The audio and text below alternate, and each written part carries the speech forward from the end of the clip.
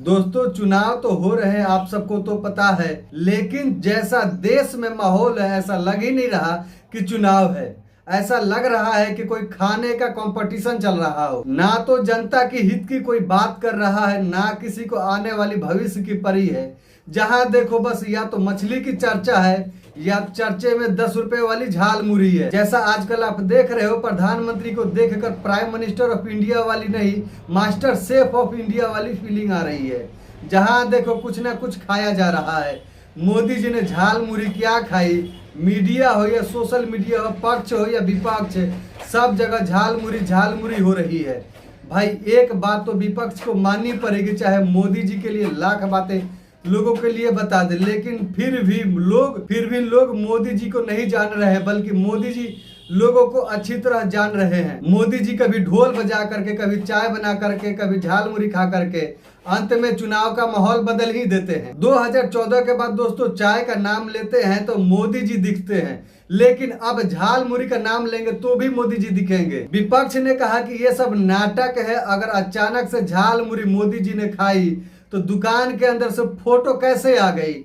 अरे भाई, अब विपक्ष को कौन समझाएगा? ये नया भारत है, ये दुकान के अंदर घुस के क्लिप मारता है। इधर मोदी जी ने कहा कि झाल मुरी मैंने खाई और झाल टीएमसी को लगी। दोस्तों, क्या पता झाल मुरी का मामला नकली है या असली है, लेकिन बीजेपी के चुनावी थाली में एक तरफ झाल मुरी है तो दूसरी तरफ मछली है। मानो एकदम से देश में नॉनवेज क्रांति आ गई हो, वो भी बीजेपी के तरफ से। भाई ऐसी नॉनवेज क्रांति की उम्मीद मैंने बीजेपी से तो कभी नहीं की थी।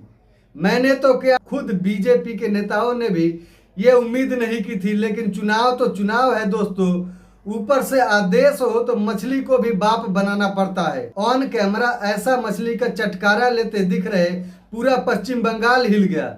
जिन लोगों को लगा था कि बीजेपी मछली बैन कर देगी, उन्हीं लोगों को अब लग रहा है बीजेपी तो मछली अपने हाथों से बनाकर खिलाएगी। इधर ममता दीदी ने खाने पीने की दौड़ में कूद गई, मोदी जी को भी मछली खाने का न्योता दे दिया। दीदी ने कहा कि मोदी जी अगर मछली खाए तो मैं खुद अपने हाथों से बनाकर खिलाऊंगी। नागालैंड के मंत्री ने कहा कि मैं बीजेपी से हूं और मैं मांसाहारी हूं। एक उम्मीदवार ने तो एक कदम आगे बढ़ते हुए मुर्गा काटना भी सीख लिया। भाई आप लोग किसी को मछली मुर्गा खाते हुए देखो तो बुरा मत मानना।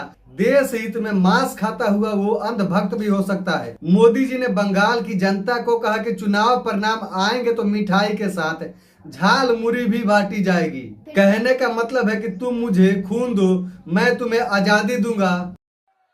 स्वामी विवेकानंद ने कहा था, तुम मुझे खून दो, मैं तुम्हें आजादी दूंगा। ये नेताजी ने कहा था या विवेकानंद ने? इस पर अभी बहस जारी है, लेकिन मोदी जी ने साफ कह दिया है कि तुम मुझे वोट दो, मैं तुम्हें झाल मुरी दूंगा। मोदी जी ने केवल झाल मुरी कहा है, लेकिन कई जगह पर सच में मछली बांटने के वादे किए गए हैं। चुनाव में जनता झाल मुरी और मछली के चक्रव्यूह में फंसती हुई नजर आ रही है और देश के इस नॉनवेज चुनाव में आप लोग दूर से स्वाद लेते नजर आ रहे हैं। दोस्तों, पिछले दिनों मोदी जी को भावुक होकर संबोधन देते हुए हमने देखा, लेकिन अब हम जल्द ही रोते हुए भी देख सकते हैं, क्योंकि वो हो गया जिसका मोदी जी का इंतजार था। मल्लिकार्जुन खड़गे जी ने मोदी जी को आतंकवादी कह दिया। पर क्यों कह दिया, क्यों करते हो ऐसे काम? बाद में सफाई दी कि मैंने आतंकवादी नहीं कहा, लेकिन चुनाव आयोग कैसे सहन कर सकता था?